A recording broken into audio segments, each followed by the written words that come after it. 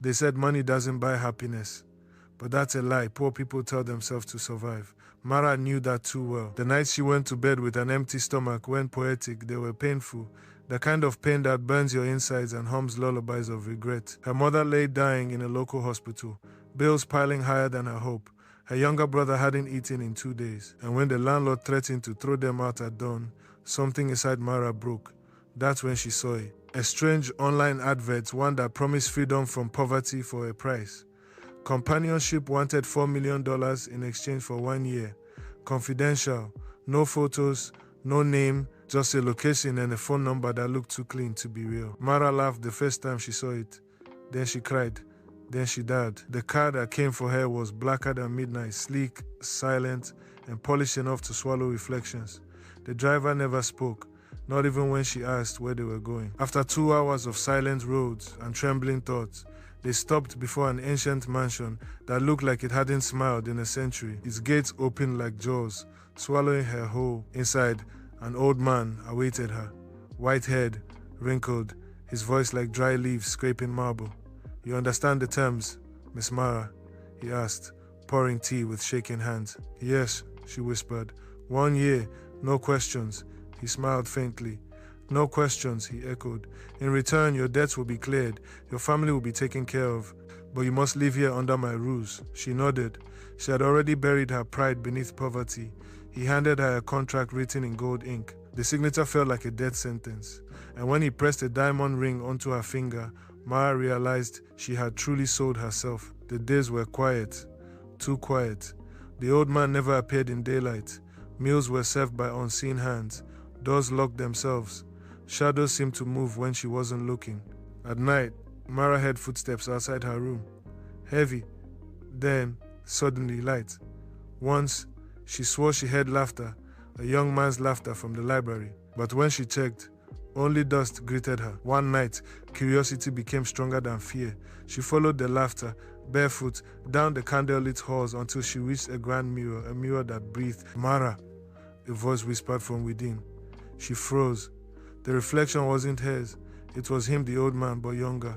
His face was sharp, flawless, eyes bright like liquid amber. "Who are you?" she gasped. "I'm the man you married," he said softly. The man trapped between time and curse. The mirror rippled like water, and he stepped out alive, warm, real. His name was Adrian Vale. Once a young CEO whose company rose faster than the sun until greed consumed him. Her mocked laugh betrayed loyalty and made a deal with a mysterious spirit, a spirit who cursed him to age every time he lied and to regain his youth only when someone loved him without knowing his true self. "So you made me believe you were old," Mara whispered, trembling. "Yes, I wanted to see if love could still see through decay." She laughed bitterly. "Love? I sold myself to you for money. That's not love, it's survival." Adrian's eyes softened. "And yet, you stayed. You cared for me even when you thought I was dying. That is love born of kindness, not greed." The mansion quaked as the curse began to crack. But then another voice echoed, a woman's voice. "You forget, Adrian," it hissed. "Every deal has a second price." The mirror shattered. The spirit appeared, an elegant woman cloaked in mist, her eyes burning like cold fire. "You broke your vow," she said.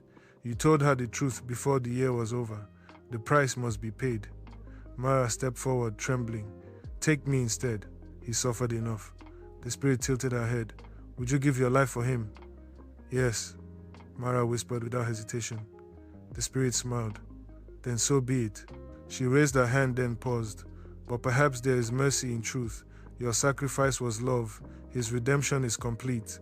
With a flick of her wrist, she vanished. The mansion began to glow, shedding centuries of darkness. Adrian collapsed, now fully young again, but miles she fell to the ground, unconscious. When she awoke, she was back in her small apartment. Her mother's hospital bills were paid. Her brother was eating breakfast. A letter lay on her pillow. "My dearest Mara, you taught me that love cannot be bought, it can only be earned. I have left you more than money. I have left you my heart, my company, my name. But I do not ask you to return. Live free, live happy." Adrian Vale. She turned on the TV that morning. The news said, "Billionaire CEO Adrian Vale mysteriously dies in his sleep after donating his fortune to charity." Mara closed her eyes. Tears rolled down her cheeks, not of sadness, but of peace. For she had sold herself to survive. But in return, she bought something far rarer than wealth, a soul redeemed through love. Sometimes desperation sells what poverty steals hope, but the heart knows no currency, for even the richest deal fades before the price of true love and sacrifice. And so ends tonight's tale, a whisper from the edge of the ordinary, where love and greed danced on the knife's edge of fate. Remember this, traveler. In every tribe, every tongue, and every time, there are stories that remind us what it truly means to be human. This was Folktales of Many Tribes, where the past speaks, the heart listens, and truth wears many faces.